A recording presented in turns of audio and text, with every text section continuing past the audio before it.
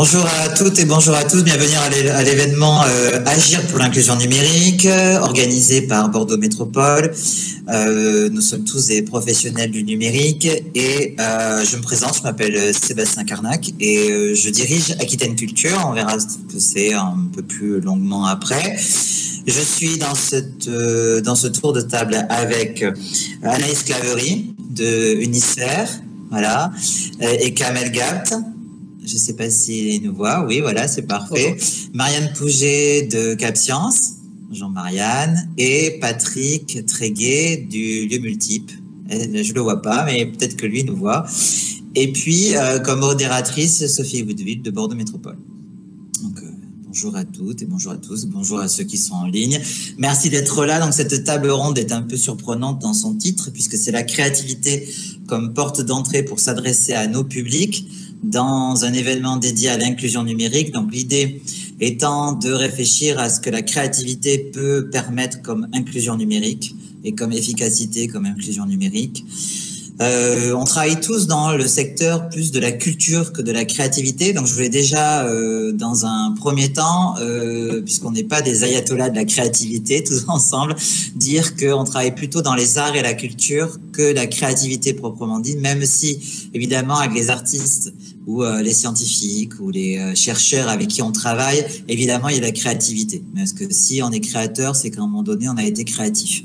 Et nous-mêmes, en tant que responsables de structure, de culture scientifique et technique, ou d'art et de culture numérique, ou de structures qui travaillent sur ce lien entre culture et numérique, on est créatif par les idées qu'on émet et les réflexions que l'on apporte. Alors, en introduction, je suis parti d'une définition de ce qu'est la créativité. Deux définitions sur cette capacité, le pouvoir qu'a une personne, un individu ou un groupe d'individus de créer, c'est-à-dire d'imaginer, de réaliser quelque chose de nouveau. Alors là aussi, j'aimerais qu'on arrive à débattre dans ce tour de table, ce tour d'écran, sur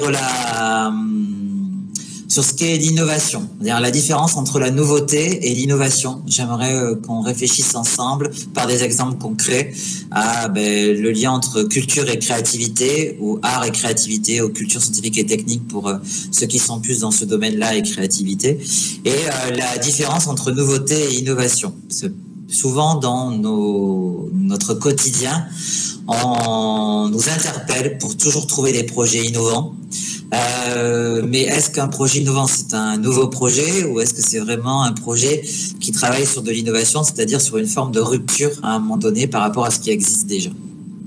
Donc voilà, c'est déjà, on commence un petit peu à percevoir les échanges qu'on peut avoir ou les idées qu'on va pouvoir partager. Pour ceux qui nous suivent en ligne, j'espère qu'ils sont nombreux. Sophie est là pour répondre à toutes vos questions, faire part de vos commentaires, puisque l'idée, c'est qu'on soit dans un atelier pendant 60 secondes, donc 60 minutes, bien sûr. Je sais que j'allais me tromper entre les secondes et les minutes, pour pouvoir échanger ensemble cette thématique de créativité et d'inclusion numérique. J'ai pris aussi une définition faite par Schwartz sur la réflexion prospective de 1969 sur la créativité et l'imagination qui exige d'apprendre à se poser des problèmes. Donc j'ai cette question-là à vous poser finalement aussi. Est-ce que s'il n'y avait pas de problème ou de problématique, est-ce qu'il y aurait de la créativité? Est-ce que du coup l'inclusion numérique, donc cette problématique sociétale, ce travail d'insertion, d'inclusion par le numérique, travailler à diminuer la fracture numérique, donc cette problématique, on va dire plus que ce problème, comment on y répond de manière créative? Si c'est pas par la créativité, c'est au moins de manière créative. Et puis la définition un peu plus sociologique de la créativité, qui est la capacité de découvrir une solution nouvelle. Donc là, on rebondit avec la notion d'innovation ou de nouveauté. Donc une solution nouvelle, originale à un problème donné. Donc on a bien toujours ce paradigme de départ qui est le problème, la solution à trouver, et ce parcours entre le problème et la solution. Voilà un petit peu pour introduire cette thématique de la créativité comme réponse à l'inclusion numérique. Ce que je propose, c'est que je vais présenter ce que fait Aquitaine Culture et le présenter avec deux exemples concrets, 2 ou 3 exemples concrets, notamment des projets qui sont en cours et d'autres qui sont en train de se faire. Et puis après, je donnerai la parole à chacun des intervenants et puis on prendra le temps d'interagir et d'échanger ensemble. L'idée, c'est qu'on soit dans un atelier, donc je ne sois pas le seul à parler. Sinon, je vais m'assoiffer. Je vais pas y arriver. Donc, Aquitaine Culture, qu'est-ce que c'est? On est un pôle de coopération culture-entreprise qui existe maintenant depuis 7 ans et demi, presque 8 ans. On est installé à la Cité numérique à Bègles. On se positionne comme l'opérateur culturel de cette cité numérique sur la question des arts et des cultures numériques, notamment sur les arts vivants. On travaille sur cette intermédiation entre d'un côté la culture, les artistes, de l'autre côté les entreprises plutôt économiques, numériques, robotiques et intelligence artificielle. Donc on travaille sur cette liaison-là, ce trait d'union qui se traduit par plusieurs actions, des actions qui ont été jugées d'innovation sociale puisqu'on les a répondait à l'envie de faire rencontrer des gens qui sociologiquement ne se rencontraient jamais et donc du coup de travailler ensemble à mieux apprendre à se connaître et d'essayer d'affronter, de combattre des préjugés, des a priori, essayer de faire des choses ensemble sur un même territoire. Donc ça, c'est à la fois à travers des rencontres qu'on fait entre des entreprises et des artistes, mais aussi avec le travail sur l'émergence d'un espace au sein de la cité numérique dédié plutôt à ce travail, ce transfert de compétences entre les artistes et les entreprises, qui sera donc un living lab culturel. Après, on travaille sur le développement d'une plateforme numérique qui s'appelle Synapsae, qui est un des exemples concrets d'inclusion numérique qui permet aux associations de la région Nouvelle-Aquitaine de pouvoir bénéficier de dons non financiers, du matériel, du matériau, des locaux, de l'espace d'entreprise. Donc c'est un peu comme le Bon Coin. Le Bon Coin, tout simplement, il y a une offre et une demande et il y a la possibilité donc pour les associations de la région de pouvoir émettre leurs besoins en termes de matériaux, de matériel, de locaux, de compétences et les entreprises, du coup, dans une démarche d'économie circulaire, donc d'une économie qui leur permet de réexploiter soit un actif qui est peu exploité ou soit avant que ça devienne un déchet, avant de le jeter, par exemple si c'est du matériel, de pouvoir le donner à des associations. Donc ça, c'est un exemple concret d'inclusion numérique qui permet à des associations de consolider leur modèle économique, de réaffecter certaines ressources puisqu'ils n'ont pas à le dépenser en achetant du matériel à de l'emploi ou de l'insertion par l'économie. Et puis, troisième axe de notre activité, on fait du conseil, de la formation et de l'accompagnement. Et sur la partie conseil, on a été mandaté pour les 2-3 ans à venir par le ministère de la Culture et par l'AFDAS pour accompagner toutes les entreprises culturelles et créatives à la transformation digitale de leur organisation. Et ça, on le fait avec des partenaires, notamment Unisphère, qui travaille avec nous sur cet accompagnement à la transformation digitale de ces entreprises culturelles et créatives. Voilà, en résumé très rapide de ce qu'on fait. Sur les exemples concrets d'inclusion numérique par la créativité, on travaille en ce moment sur un projet d'installation de casques en réalité virtuelle d'une des créations du Malandin Ballet-Biarritz qui permettra du coup au public de pouvoir s'immerger dans une création chorégraphique à travers un casque en réalité virtuelle. Donc, cette exposition a la vocation à être diffusée dans des espaces et dans des lieux vers des publics qui ont peu accès notamment à la danse et notamment les réseaux économiques, les pépinières, les grades d'entreprise, les clusters, je ne sais plus si on peut dire ça à l'heure d'aujourd'hui, mais en tout cas, tous les réseaux économiques, les lieux, puisque sociologiquement, il y a plus de 90% de la population française qui pratique de la danse, par exemple. Il y a seulement que 2% qui vont en voix. Donc voilà, donc il y a une distorsion en termes d'acculturation à cet art. Et puis, troisième exemple, je terminerai là-dessus. On a été retenu par une équipe italienne sur un projet dans le cadre d'Europe Créative. C'est un dispositif européen qui s'appelle Europe Créative. Et on a été retenu, donc on fait partie de ce projet-là sur de l'intelligence artificielle. Donc, un projet de création artistique et de médiation artistique à travers l'intelligence, par l'intermédiaire de données de villes, des différentes communes. Et un travail où la jeunesse des différents quartiers va permettre d'être des médiateurs de cette création artistique autour de l'intelligence artificielle et de la donnée de chacune des villes. Donc, c'est avec Cineglossa en Italie et Barcelone, et puis nous, pour la France et Barcelone pour l'Espagne. Voilà, donc j'ai terminé à peu près, je suis allé assez vite sur ce qu'on faisait, puisque l'idée c'est de laisser la parole surtout aux différents autres intervenants. Donc je voudrais passer la parole à Anaïs Claverie et Kamel Gapt sur Unisphère, sur présenter votre activité et en quoi la créativité peut agir sur l'inclusion numérique, puisque c'est la thématique de cette table ronde. Et puis la question que je vous ai posée comme devoir de vacances, c'était d'illustrer par un exemple concret ou plusieurs exemples, vous choisissez, comment la créativité est source d'inclusion numérique dans votre organisation. Tout à fait. Merci Sébastien pour cette belle introduction. Donc l'association Unisphère a été créée en 2016 autour de l'idée folle que la culture et le numérique ensemble pouvaient permettre justement l'inclusion, l'insertion, la professionnalisation, la montée en compétences, etc. Donc avec Amel ainsi que d'autres personnes, on a réfléchi à un projet qui soit suffisamment transversal pour travailler aux côtés des autres formes d'art, mais qui soit aussi suffisamment innovant pour pas se dupliquer encore et ajouter un énième projet parmi les projets. Donc tout ça a donné naissance à Unisphère, qui est une association de médiation artistique, culturelle et numérique, avec une grosse mission autour de l'accès aux cultures et au numérique et bien sûr du développement social. Donc à partir de là, découlent différents champs d'activité, différents pôles. Un pôle médiation qui est le plus gros, qui est le cœur de l'activité de l'association. Un pôle action culturelle où on déploie différents outils, graffiti virtuel, impression 3D, table tactile MAO, de la projection de jeux interactifs et tout un tas de choses qui finalement nous permettent de favoriser un peu cet accès aux cultures numériques, de faire découvrir, de faire pratiquer et pour certains parfois d'aller plus loin jusqu'à se former. Donc, c'est assez difficile parce que le projet d'Unisphère, on travaille à destination évidemment des publics empêchés, mais pas que, aussi des professionnels, avec des projets qui sont finalement pas duplicables. On pourra revenir un peu plus tard sur quelques exemples concrets. On est aussi doté d'un pôle création. Alors là, je vais laisser un petit peu la parole à Kamel pour le présenter, ainsi qu'un pôle formation.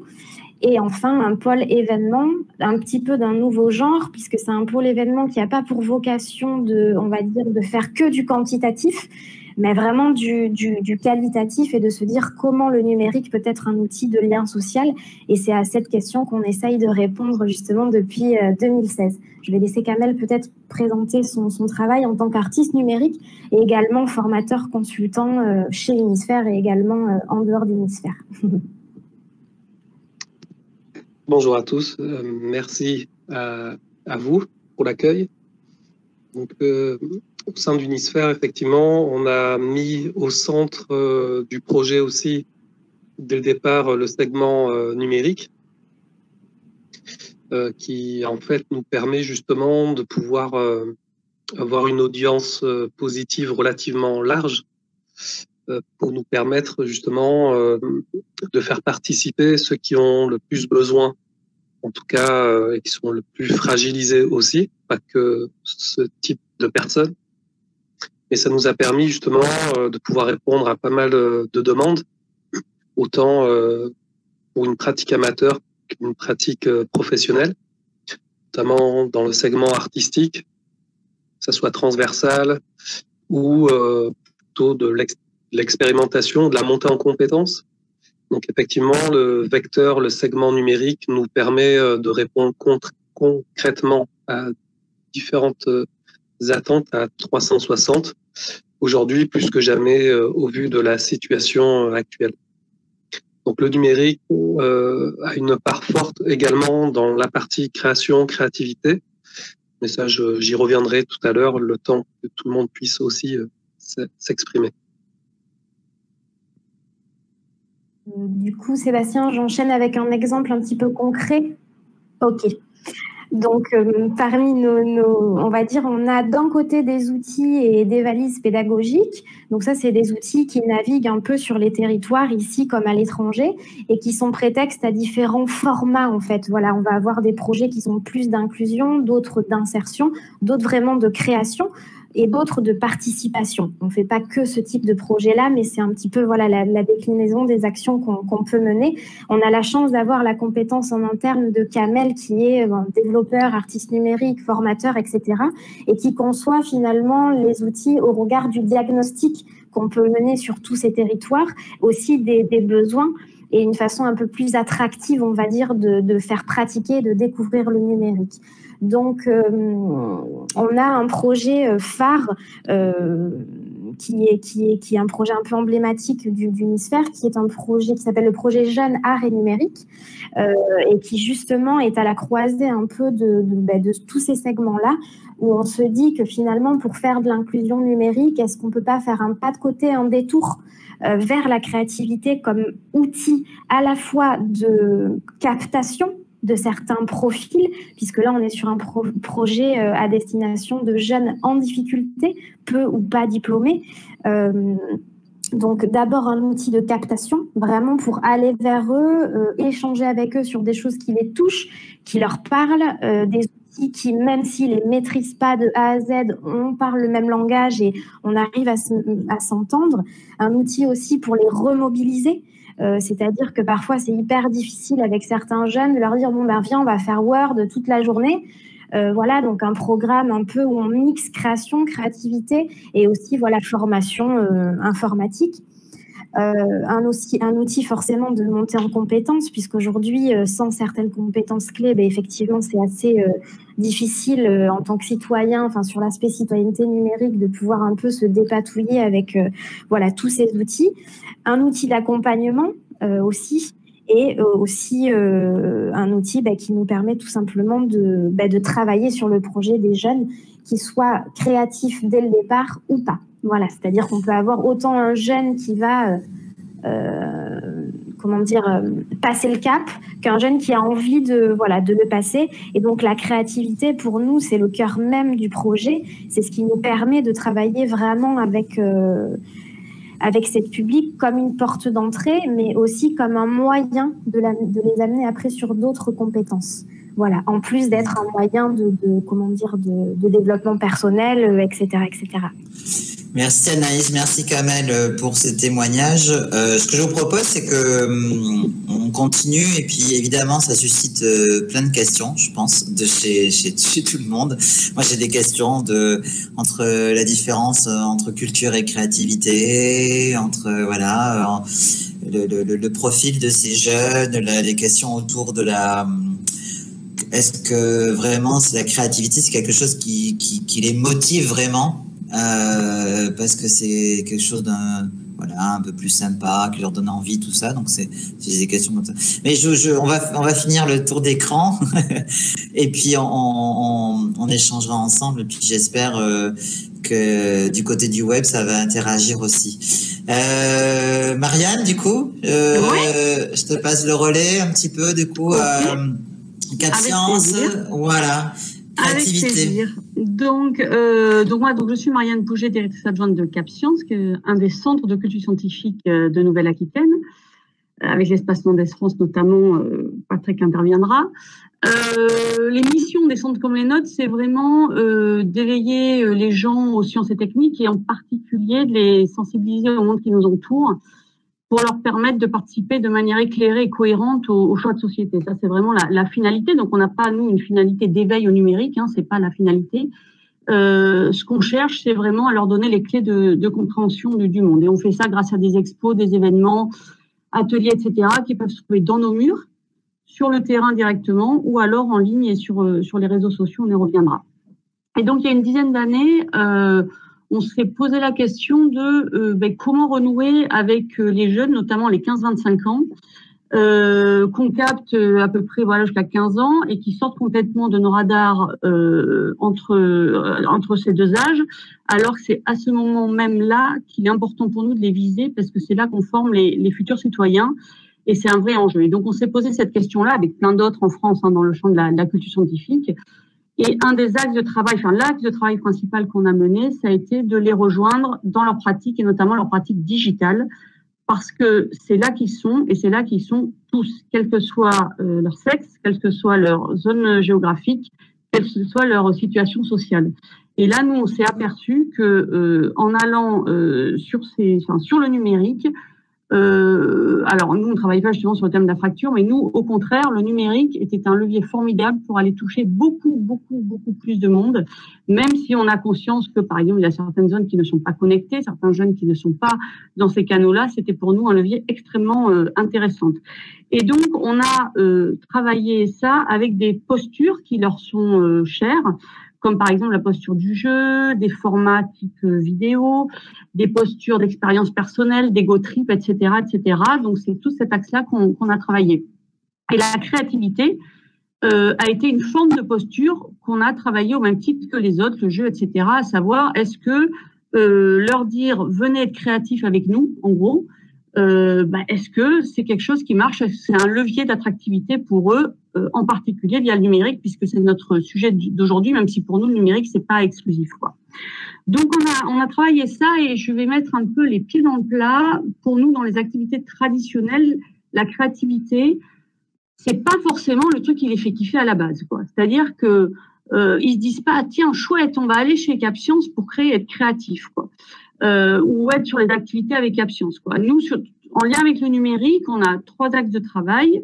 Le premier qui est vraiment un terrain de bataille, qui est vraiment sur les réseaux sociaux, qu'aujourd'hui on partage notamment avec nos collègues de l'Espace Mendès France de Poitiers, avec un grand média qui s'appelle Curieux, où là on a tenté des choses, hein, on leur proposait des concours, créez votre vidéo sur tel sujet, on a une super audience, vous allez gagner des choses, etc. Clairement, ça fait des flops à chaque fois. En fait, on se rend compte que les jeunes, ils sont eux-mêmes aujourd'hui très équipés, eux-mêmes assez branchés dans une dimension de créativité, mais qui font avec leurs propres outils, pour eux, entre eux, sur des sujets qui les concernent, quoi. Et que des structures comme les nôtres viennent leur dire venez être créatifs avec nous, honnêtement, on a souvent fait des flops, quoi. Voilà, je vous dis comme ça. En revanche, il y a des choses qui sont assez intéressantes, qui sont des ébauches peut-être de démarches de créativité. Le média qu'on manage notamment avec l'Espace Mendès France qui s'appelle Curieux, son point d'entrée, c'est vraiment comment est-ce que c'est aller les titiller leur curiosité sur des sujets qui leur sont chers, par exemple des sujets de santé, des choses comme ça. Et là, on titille leur curiosité, on ouvre quelque chose, on ouvre une brèche qui derrière va les aider à, par exemple, lutter contre des idées reçues qu'ils peuvent avoir sur ces sujets-là, puisque là, c'est un axe de travail fondamental pour nous, et peut-être demain s'engager sur diverses choses. Mais on est vraiment dans des phases très amont de créativité. Et c'est là, en tout cas pour nous, dans la masse, en tout cas quand on travaille de manière un peu industrielle, que ça peut marcher. Autre exemple qu'on a, par exemple, ce sont dans nos expositions. On a pu, notamment grâce à toute la démarche de R&D qu'on a pu mener, s'équiper de dispositifs de personnalisation des visites pour les gens, les jeunes en particulier. Hein. Donc, ça nous a permis d'attirer énormément de jeunes pour venir faire chez nous des expériences type escape game ou des choses comme ça, en mettant en avant des formes de jeu, en mettant en avant des dispositifs très attractifs pour eux, hein, les casques de réalité virtuelle, etc., où on se rend compte qu'ils viennent spécifiquement ou pratiquement pour ça, mais où force est de constater qu'on n'est pas dans des formes de créativité, on est dans des formes où on leur propose de vivre une expérience où ils sont eux-mêmes le héros, de faire des choix dans un parcours d'exposition, de jouer ensemble, etc., de vivre une forme d'ego trip, mais on n'est pas dans une forme de créativité. Donc nous, si vous voulez, le constat spontané qu'on a fait par rapport à ça, dans les expos, c'était pareil, hein, quand on leur propose, par exemple, des parcours Instagrammés, ou alors à certains moments d'avoir des ateliers collectifs pour, par exemple, créer des argumentations et des formes de créativité, pareil, ça les embête. Ils viennent pas pour ça, ils viennent pour une expérience ludico-intelligente, quoi, j'ai envie de dire. Donc, ils ont envie de découvrir par eux-mêmes, mais sans forcément s'embêter à rentrer dans une démarche où je me casse la tête à créer. Donc ça, j'ai envie de dire, dans nos activités presque quotidiennes, traditionnelles, je parle de CapScience là, hein, je sais pas, je sais sur le lieu multiple notamment et sur d'autres registres, hein, donc attention, c'est pas forcément un levier. C'est pas forcément une porte d'entrée. Ouais. Ça, dans ce cas-là, c'est pas une porte d'entrée. Sur nos activités un peu traditionnel. En revanche, il y a des choses où on s'est rendu compte que ça marchait extrêmement bien. La R&D qu'on avait pu monter nous a permis de nous équiper d'un Fab Lab, comme à peu près toute la France. Au bout de 2 ans, on s'est rendu compte que les artistes, designers, etc. venaient pas forcément beaucoup dans nos Fab Labs parce qu'ils étaient eux-mêmes équipés de machines, ou alors de toute façon, n'étaient pas suffisamment pertinentes pour eux, performantes pour eux. Et donc, même si on a une petite communauté, on s'est rendu compte qu'en revanche, dans ce contexte-là, une démarche de créativité dans le contexte d'un Fab Lab, et c'est un peu ce que tu disais, Anaïs, pouvait être un formidable levier de remobilisation des jeunes et de découverte de métiers, notamment numériques. Et donc, on a pu développer, ça fait 5 ans maintenant qu'on y travaille avec des partenaires d'insertion et d'orientation, quoi, et de l'emploi. Hein. Il y a Pôle emploi qui est dans la boucle, avec des stages, en fait, de 3 jours à 1 mois, où on met des jeunes, des groupes de jeunes, dans une situation de création, d'imaginer un concept et de le créer, d'aller jusqu'au prototypage de ce concept et de partage de ce qu'on a fait.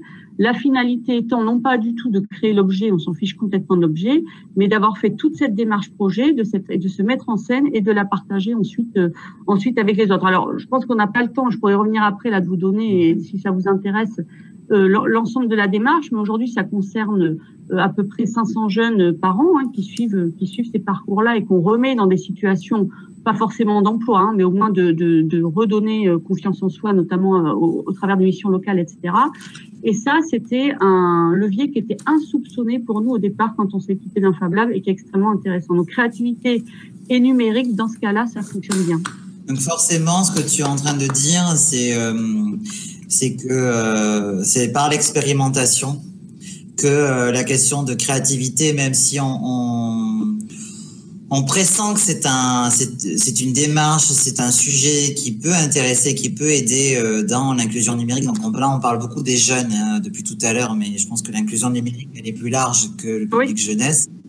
Et nous, je pense, enfin Anaïs, on dira son avis, mais nous, c'est pas tant par l'entrée créative que l'entrée artistique qui les intéresse, ou d'entrepreneuriat culturel, ou d'économie culturelle pour ce qui nous concerne, ou d'entrée artistique qui est un peu plus, on va dire, accélérateur dans l'envie. Donc du coup, effectivement, après ça entraîne que il y ait besoin parfois de techniques de créativité pour aller plus loin, pour débloquer certains freins ou certains voilà, mais on ne les approche pas par l'entrée créative non plus, mais par l'entrée artistique. Dans le cas dont je te parle là, la démarche créative, elle est vraiment au cœur du projet, et c'est vraiment leur faire prendre conscience qu'en fait, on a tous un potentiel créatif, mais qu'on n'a pas forcément souvent l'occasion de l'exprimer. Et qu'en fait, ce qui compte, c'est que là, on se donne l'occasion de l'exprimer collectivement, et que c'est ça qui compte, et c'est vraiment ce levier-là qui redonne confiance. Donc là, vraiment, la créativité, en fait, on s'en fiche, c'est pas une finalité en soi, quoi. Mais c'est montrer qu'on a tout ce potentiel-là, et c'est comme ça qu'on redonne confiance et qu'on leur donne envie d'aller plus loin. Mais c'est vrai que c'est pas systématique. Je suis entièrement d'accord avec toi, quoi.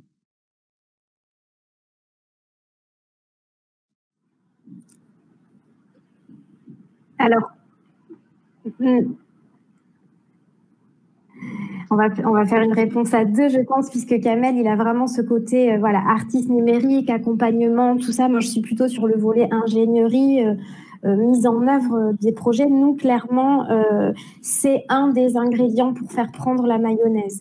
Mais dans cette question, finalement, de fracture numérique et de fracture culturelle, il y a quand même la question de l'accès aux lieux culturels, aux équipements et à une pratique régulière, qualitative, encadrée, qui revient quand même nous beaucoup dans les évaluations qu'on mène par rapport aux projets qu'on mène, où les publics qu'on accompagne nous disent, par exemple, on est d'ailleurs en partenariat avec CapScience sur ce projet, avec différents labos qui ont été menés à CapScience, et c'est vrai que les retours qu'on a souvent des jeunes et des personnes qu'on accompagne, c'est je pensais pas que c'était un lieu pour moi, je pensais pas que je pouvais avoir ma place là-bas. Je ne pensais pas qu'il y avait ce type d'outils là-bas, etc.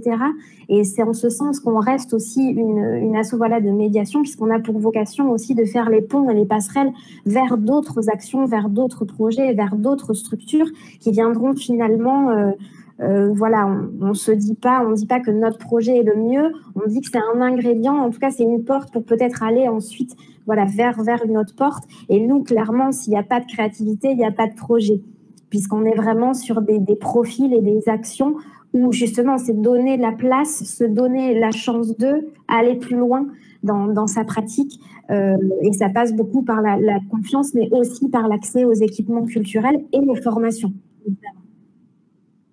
Évidemment, tout à fait. Kamel, peut-être que tu veux aller plus loin sur...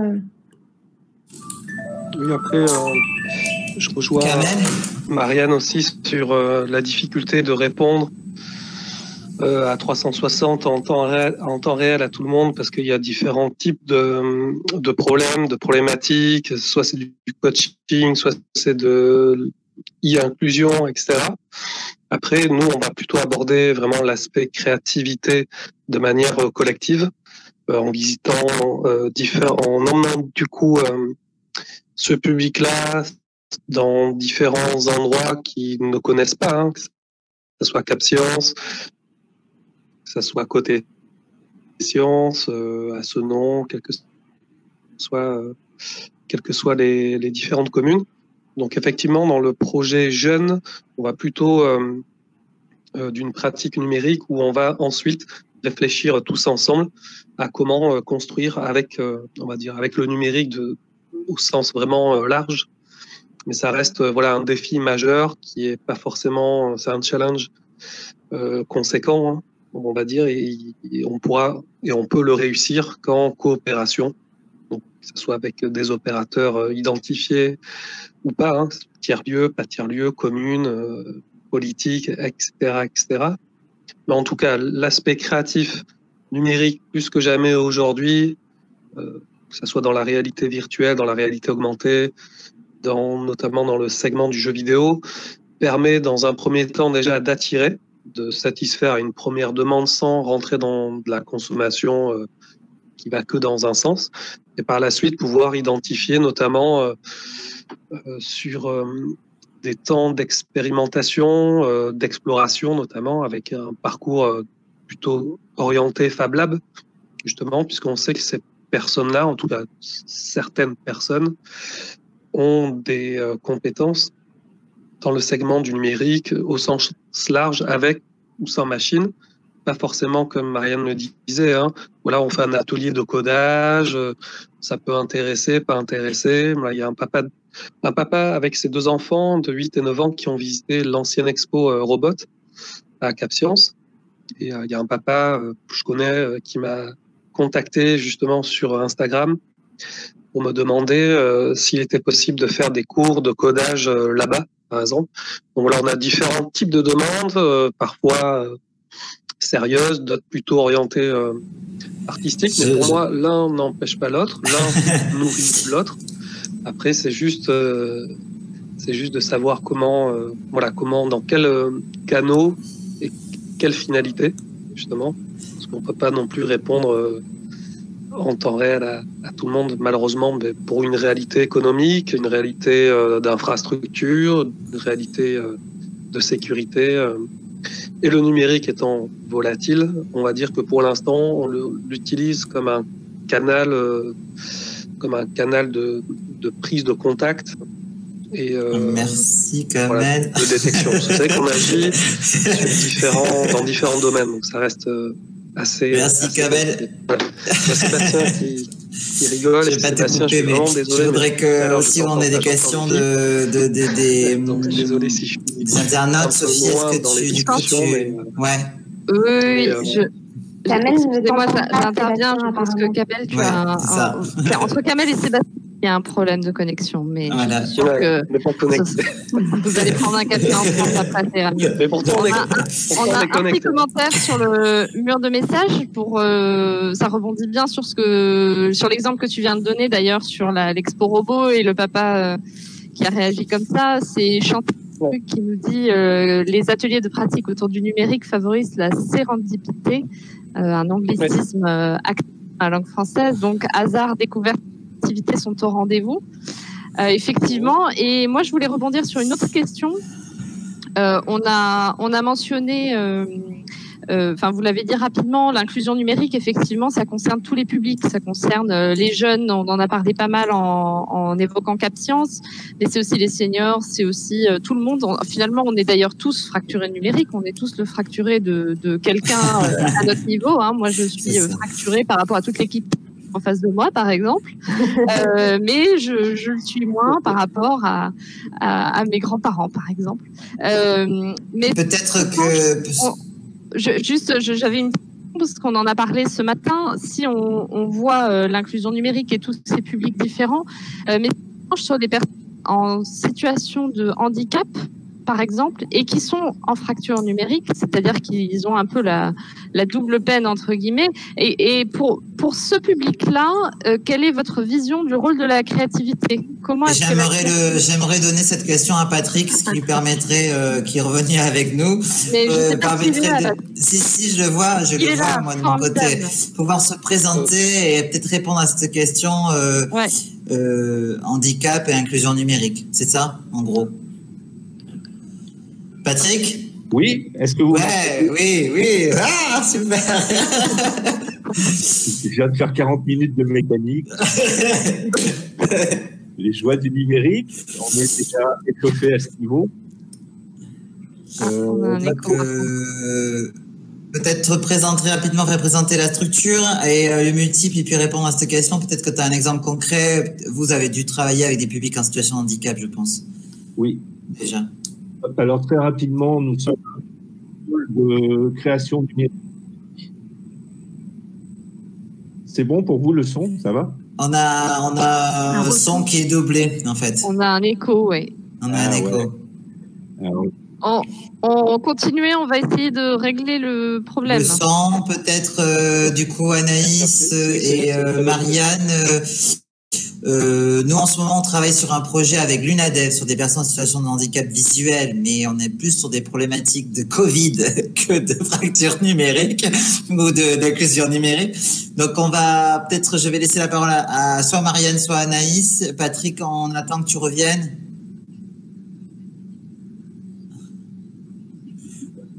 Patrick, tu es avec nous, j'ai l'impression d'être à la carte de trésor. Patrick, est-ce que tu nous entends? Oui, je vous entends très bien. Oui. On a ton son en écho, moi, ça ne me dérange pas, mais... Continue, Patrick. Donc, sur ces questions de présentation, nous avons la particularité d'être dans un centre de culture scientifique, ce qui nous rapproche de CapScience, au moins dans les objectifs et dans les propositions autour de la culture scientifique, auquel on rajoute, nous, le volet culture assez fourni. Et sur ces questions de culture numérique, puisque c'est comme ça qu'on le définit, on a inclus très rapidement la question du handicap. Et de façon plus précise, des handicaps. Donc, ça nous a permis d'utiliser des outils fabriqués en fonction des ergonomies demandées, plus particulièrement autour de la création sonore, avec des groupes de type et de niveau de handicap vraiment différents. Ah, il n'y a plus de son. D'accord. Et cette expérience nous a beaucoup apporté. Je pense qu'on a apporté en développant les outils en fonction de la typologie des ateliers, en fonction de la typologie des types de handicap. Mais le retour a été énorme et nous a permis de progresser dans cette question des usages autour des outils numériques. Et en particulier sur la question centrale de votre rencontre de cette semaine, les questions d'inclusion. Ok. Marianne, Anaïs, peut-être d'autres exemples sur cette question d'handicap et de... Kamel était en train de prendre la parole tout à l'heure. Kamel, tu veux... Non, alors, effectivement. Kamel a pris la parole. Merci. Désolé, Sébastien. Je t'entends pas, je suis vraiment désolé. Mais j'arrive à lire un petit peu sur les lèvres. avec de la latence. Il existe heureusement pas mal d'applicatifs autour de l'handicap et c'est un challenge majeur pour que ce soit les Fab Labs, dans le développement, dans les outils à venir. Et justement, chez Unisphère, on a développé aussi un outil autour du tracking infrarouge qui permet la traduction des mouvements, des gestes qu'on collecte. En fait, on va collecter des données en fonction des différents mouvements, de la gestuelle, différents types de déplacements pour le transmettre soit sur le plan sonore, soit pour piloter un objet ou autre. Donc ça, voilà, c'est une recherche adaptative qui peut être complémentaire dans un projet existant ou à venir. Alors, faute de temps, malheureusement, on ne peut pas se consacrer uniquement dans ce segment-là, mais on a pris le parti pris justement d'être sur l'interactivité, cette notion qui permet sur de courtes distances, des mouvements relativement lents, de pouvoir avoir une interaction, que ce soit dans le ludique, dans le sportif, ou dans la partie plutôt professionnelle, avec d'autres projets à venir autour de la réalité virtuelle et augmentée, notamment. Mais c'est un enjeu majeur, effectivement, sur lequel il faut pouvoir, je pense, se concerter tous rapidement, et pour que cette fracture numérique n'handicape pas plus, comme vous l'avez dit tout à l'heure, que ce soit pas une double peine en plus pour ce public-là. Sébastien Kamel a fini. C'est vert, merci. Merci, parce qu'effectivement, je ne l'entends pas, donc c'est pas grave, tu m'expliqueras après. Du coup, je veux bien. Marianne, oui, bien sûr. Alors, moi, j'ai pas d'exemple concret. Alors, évidemment, on a aussi au Fab Lab mené des projets pour des personnes en situation de handicap. Moi, j'ai pas personnellement là d'exemple concret. En revanche, ça me fait penser à quelque chose qui est assez important au moment où on a conçu toutes nos offres, etc. C'est que tous les gens qu'on a croisés, qu'il s'agisse des gens qui s'occupent des personnes en réinsertion, des gens du CEDEF, par exemple, qui s'occupent des jeunes migrants, etc., des gens en lien avec des personnes en situation de handicap, ils ont toujours dit attention à ne pas stigmatiser ce que vous allez faire avec eux. C'est-à-dire, faut pas stigmatiser. Ce qu'ils cherchent eux, au maximum, c'est d'avoir accès à des choses qui sont les mêmes que les autres, quoi. Et c'est toute la difficulté parce qu'on sait qu'on doit d'un côté finalement préparer quelque chose ad hoc, parce que sinon c'est pas forcément évident. Et ce qu'on va viser, c'est quelque chose qu'il faut vraiment préparer. Mais dans la manière dont le public qui est dans une situation soit de handicap, soit de précarité, ou etc., a l'impression de le vivre, il doit avoir le sentiment malgré tout de vivre quelque chose qui est assez que d'autres pourraient vivre et il n'est pas stigmatisé par rapport à ça. Et ça, c'était quelque chose qui était assez fort. Et qu'on s'est on a toujours cherché à conserver, quoi. Voilà. Sinon, sur le handicap, oui, évidemment, on a fabriqué tout un tas de choses, des formes de pré-prothèses, etc., des choses comme ça, mais j'ai pas d'exemple plus concret que ça. J'aimerais interroger Patrick, parce qu'on n'a pas entendu trop sur la question de la créativité comme porte d'entrée, qui est la thématique alors on a glissé par la culture, on a glissé par d'autres, on a vu avec Abscience que la créativité n'était pas forcément sur certaines actions la meilleure des portes d'entrée, mais finalement on y arrivait quand même par d'autres moyens. Est-ce que, du coup, toi, à la place de la créativité, est-ce que tu trouves que c'est une bonne porte d'entrée pour l'inclusion numérique ou pas, en fait? Qu'est-ce que tu en penses? J'en suis personnellement convaincu que la créativité est un des éléments. Après, quand je vois le mot porte d'entrée, la première chose que je vois, c'est qu'il faut franchir cette porte d'entrée. Ouais. C'est vraiment essentiel pour aller dans la pièce ou dans les pièces, puisque après, on peut ouvrir sur une pièce ou sur un ensemble de pièces. Et l'importance de l'accueil et également la proposition la proposition qu'on donne à un individu ou à un groupe une fois que la pièce est ouverte. Et là-dessus, il y a 3 niveaux, je pense. Il y a une approche assez fonctionnaliste, même dans le mot créativité, qui est le processus de conception, d'analyse, de statistiques, etc. Il y a une dimension qui nous importe, parce que chaque individu a cette composante. Alors, je ne sais pas si vous avez employé ce mot, mais pour nous, il est essentiel, c'est le mot poétique, c'est-à-dire travailler sur l'imaginaire, l'imagination, la connaissance l'acquisition des connaissances et cette approche poétique qui peut aller un peu dans les coins et qui peut tordre un peu les conventions. C'est un aspect qui nous semble intéressant et qui va du côté aussi du sens de l'éducation populaire, ce vieux mot, mais qui a encore, je pense, un sens si on s'interroge justement sur cette question de créativité.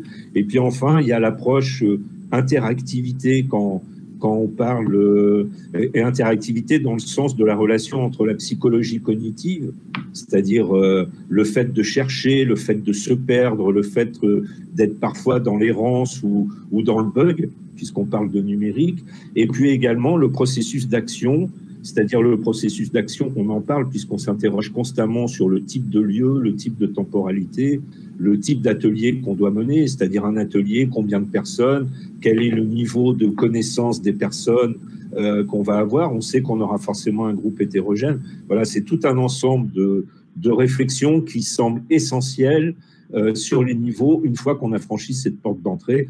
Et je rajouterai après les stratégies que chacun d'entre nous développe pour mettre en place ces ateliers, dans ce rapport à l'imaginaire, par exemple.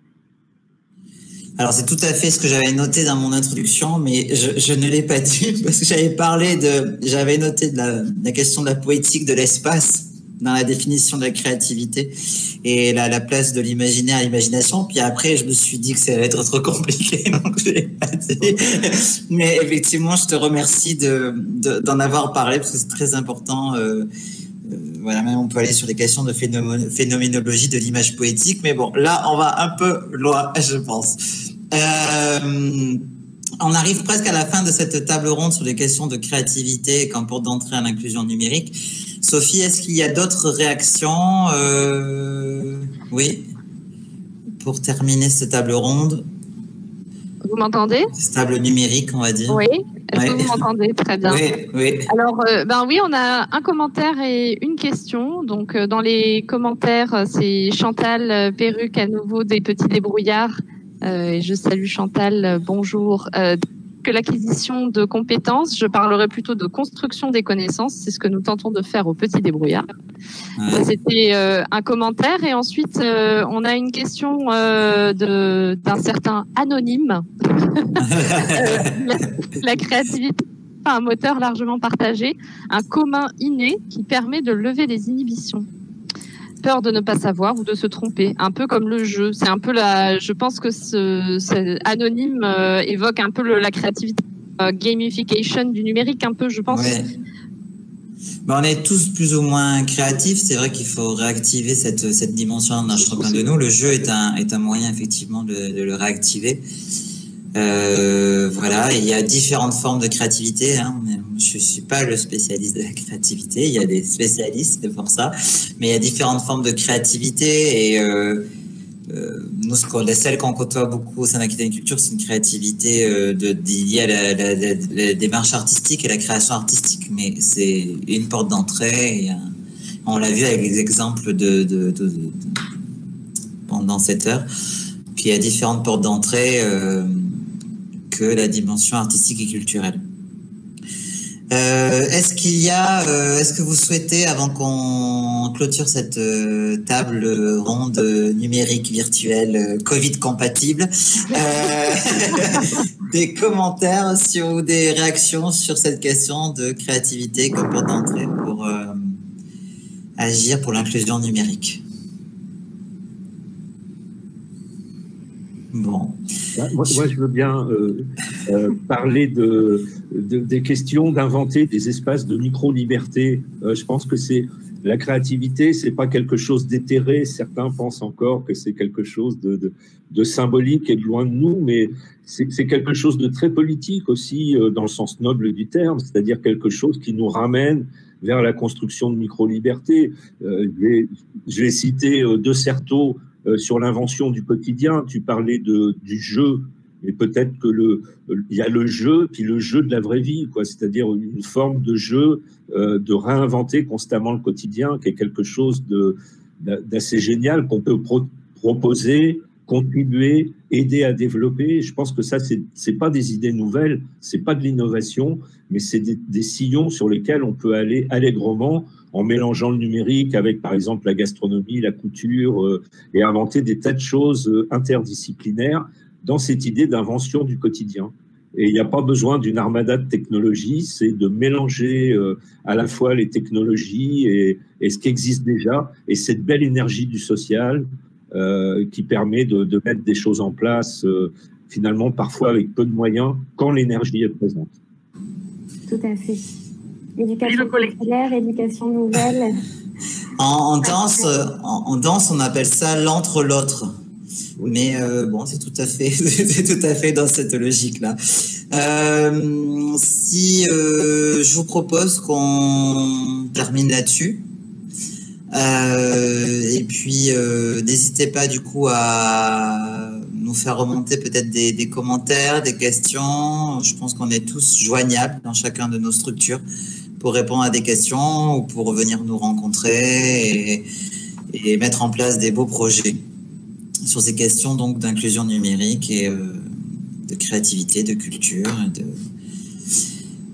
voilà.